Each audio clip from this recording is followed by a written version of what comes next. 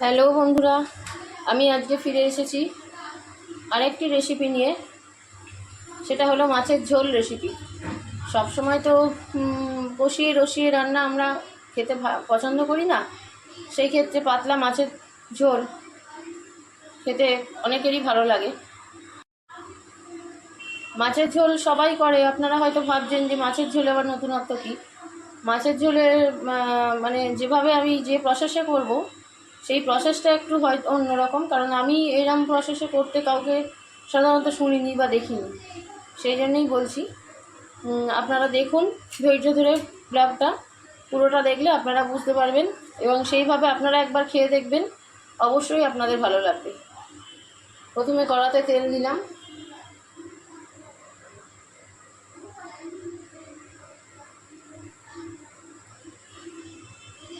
অল্প করে তেল দিলাম।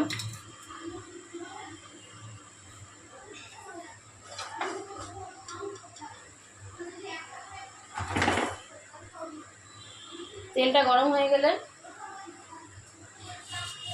এবার সবজিগুলো ভেজে নেব। সবজির মধ্যে আমি কি কি দিয়েছি সেটা একবার আপনাদের দেখিয়ে দিই। আমি দিয়েছি গুঁড়ি কচু বা গাঁটি কচু বলে অনেকে, পেঁপে, আলু, আর হচ্ছে গাজর, পটল আর বেগুন। এর মধ্যে আমি গাঁটি কচু, পেঁপে এবং আলুটা ভালো করে ভেজে নেব।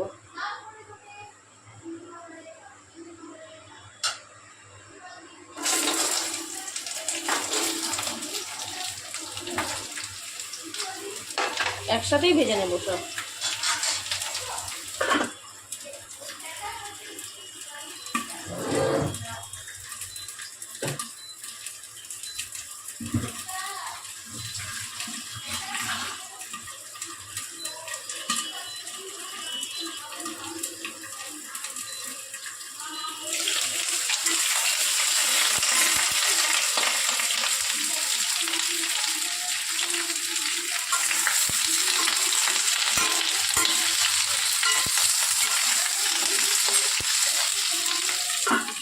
এই সবজিগুলোর মধ্যে গাঁটি কচুগুলো বিশেষ করে ভালো করে ভেজে নিতে হবে। অন্য আলু বা পেঁপেগুলো মোটামুটি ভাজলেও হবে।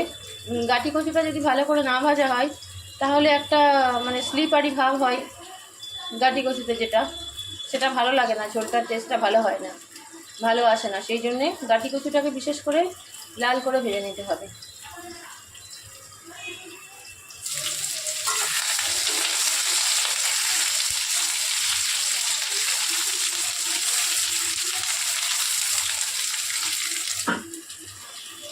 বন্ধুরা, আমি যেভাবে মাছের ঝোল রান্না দেখাচ্ছি আপনারা প্লিজ সেইভাবে একবার খেয়ে দেখবেন, আপনাদের অবশ্যই ভালো লাগবে।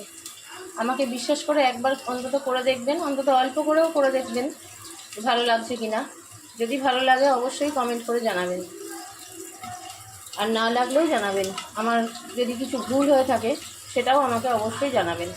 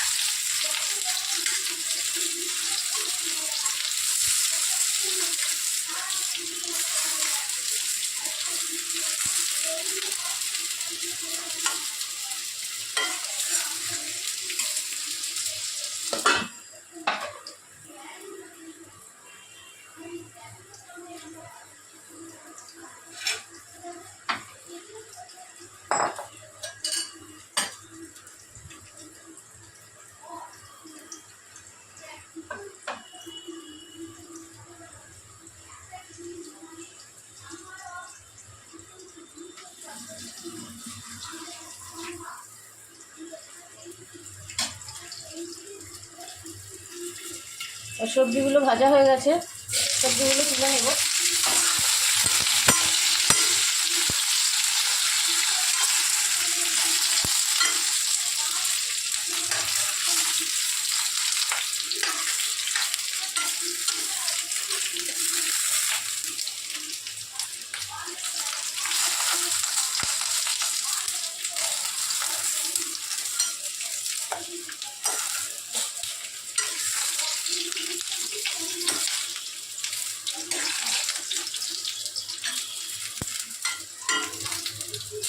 আলু আর পেঁপেগুলো যেহেতু আমি এইরকম এতটা মোটা মোটা করে দিয়েছি, সেই জন্য আমি প্রেসার কুকারে একবার কুক করে নেব।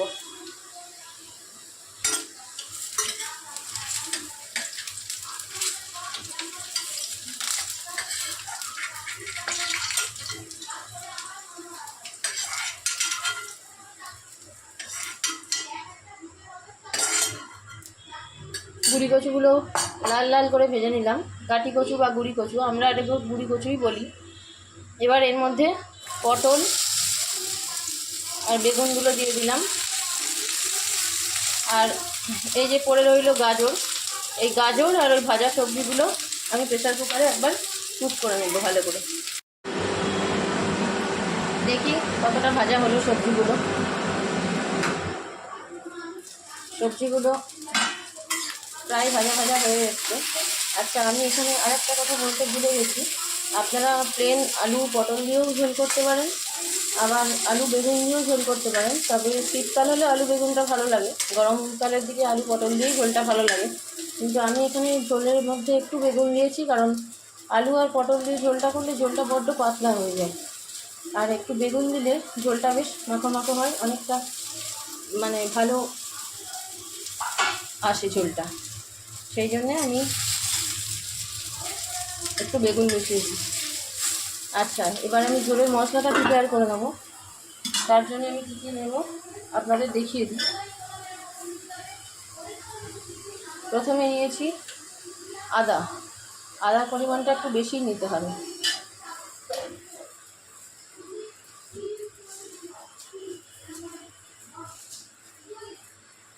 আর দেব একটু জিরে,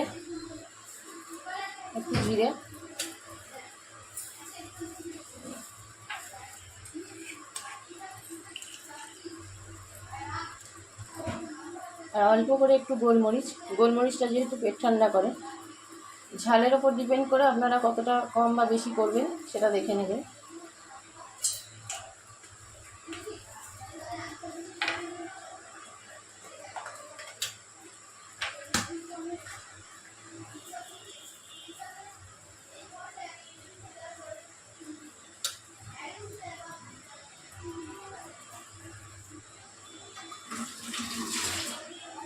আর দেবো কয়েকটা কাঁচা লঙ্কা। এই মশলাটা আগে আমি পেস্ট করে নেব। আপনারা শেষ পর্যন্ত সঙ্গে থাকবেন, না হলে কিন্তু বুঝতে পারবেন না যে কোথায় আমার ঝোলটা অন্যরকম। ঠিক আছে, ফিরে আসছি আবার। সবজিগুলো আমাদের ভাজা হয়ে গেছে,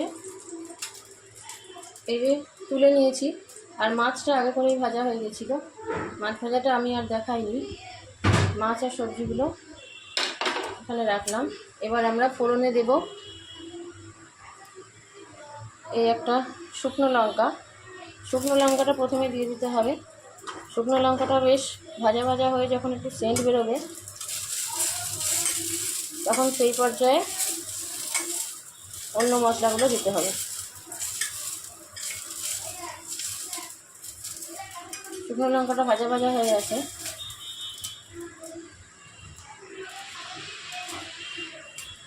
শুকনো লঙ্কাটা ভাজা ভাজা হয়ে গেছে। এবার দিতে হবে ফোড়নের মধ্যে খানিকটা জিরে ফোড়ন, আর একটা তেজপাতা। এবার যখন ফোড়নগুলো ফাটতে শুরু করবে, একটা সুন্দর গন্ধ বেরোবে,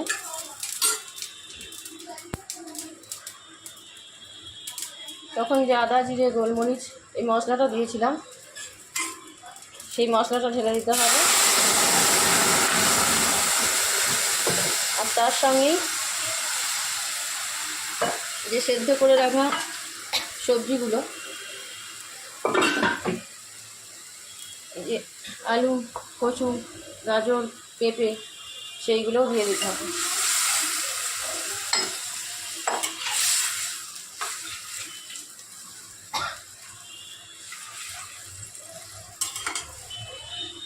তার সাথে ভাজা সবজিগুলোও দিয়ে দিতে হবে।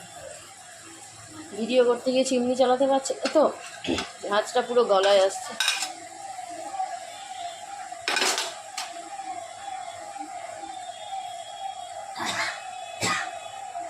এবার যে পরিমাণ আপনারা ঝোল রাখবেন সেই পরিমাণ জল দিয়ে নেবেন, আর লবণটা টেস্ট করে নেবেন।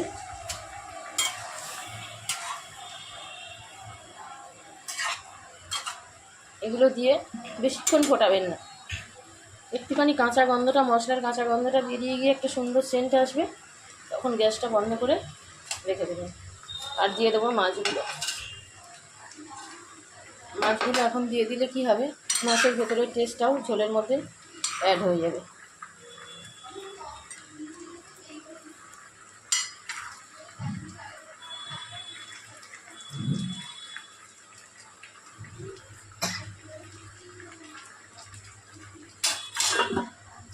সবজিগুলো যেহেতু ভাজা আছে খানিকটা সবজি, সেখানেও সবজিগুলো গলে গেছে, আর যেগুলো সেদ্ধ করা সেগুলো তো গলেই গেছে। সেই জন্যে বেশিক্ষণ ফোটানোর দরকার নেই। বেশিক্ষণ ফোটালে কী হবে, ঝোলের যে সুন্দর গন্ধটা, যার জন্য আমি এই ঝোলটা আপনাদের দেখালাম, সেই গন্ধটা নষ্ট হয়ে যাবে। সেই জন্য সবগুলো দিয়ে ঢেকে যেই ফুটে উঠবে অমনি গ্যাসটা বন্ধ করে দেবেন। কাঁচা গন্ধটা বেরিয়ে গেলেই 2-1 মিনিটের মধ্যেই গ্যাসটা বন্ধ করে দেবেন, তাহলেই মাছের ঝোল হয়ে যাবে।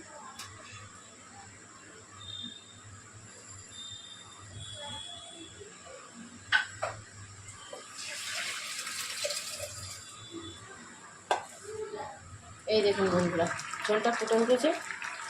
এই পর্যায়ে আমি বন্ধ করে দেবো। এবার ঝোলটা ঢেলে নেব।